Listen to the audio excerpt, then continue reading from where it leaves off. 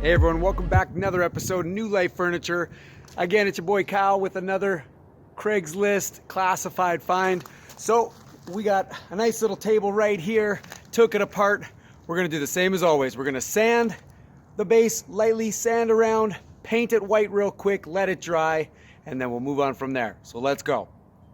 Okay y'all, so we're gonna try something a little different here. I'm not gonna tape off the table at all. Again, with the rustic theme, I think I'm gonna try just freehand spray painting it, because I was thinking when I flip the table up, if I start to just spray on the outer edge anyways, and I'm gonna use this, a little piece of cardboard as somewhat of a buffer.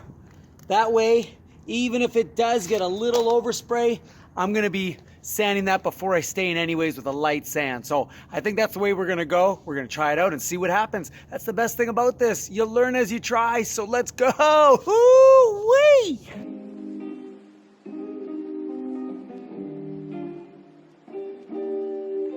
Okay y'all, we're on stain aspect now. As I said, we got this thing flipped over, getting ready.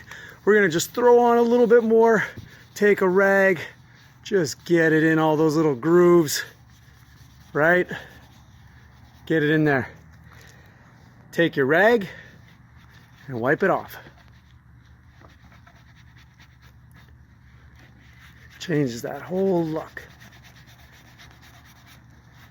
There you go. Got that dirty chic.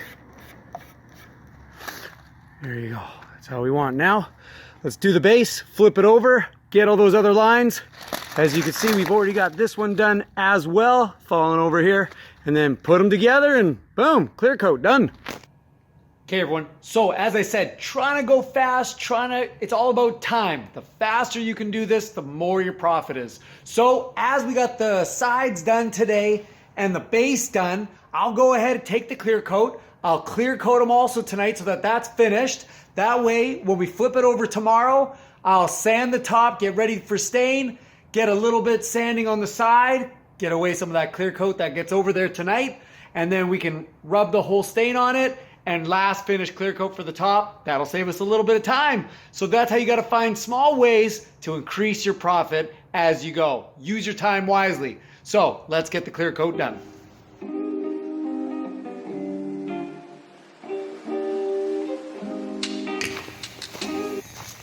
Okay everyone, so we got that belt sander as you see from our last video, knocking it out using this tool. Such a huge help.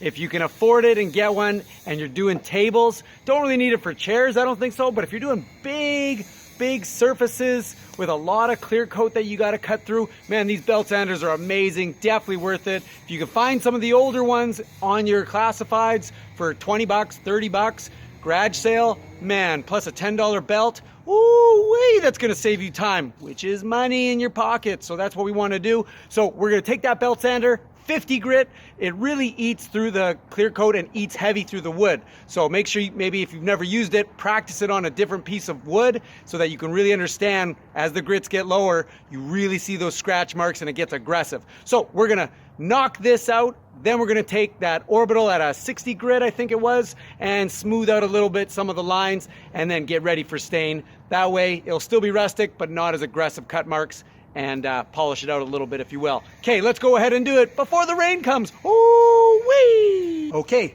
hit it with the 40. Now we're gonna move it up to 60. Again, you always wanna start with the most coarse and move up in higher grits to get that polish out.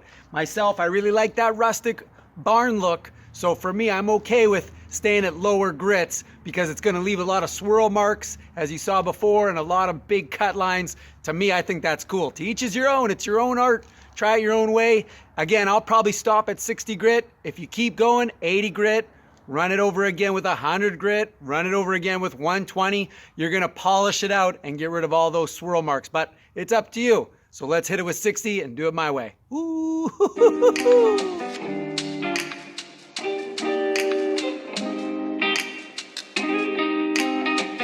Here to finish the last bit here. As you can see, it turned out real nice. We got some big cut grains in there. You can see, look at that. Looks like an old table. Maybe even like a whiskey barrel or Jack Daniel barrel, something like that. I think it really suits and offsets with that rustic look. I like it. Kind of the whole way everything else is looking in here. So things are going good. So let's take our clear coat, throw it all over there, and finish this project up. Woo-wee!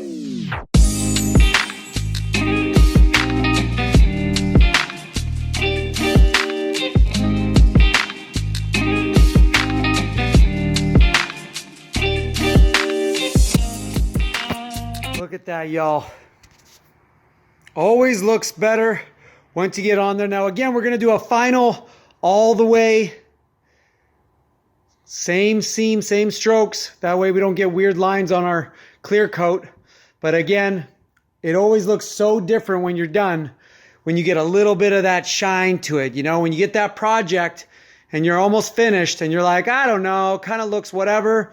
Your clear coat's gonna make it look totally different. I go with the high gloss because I like it to be a little bit shinier.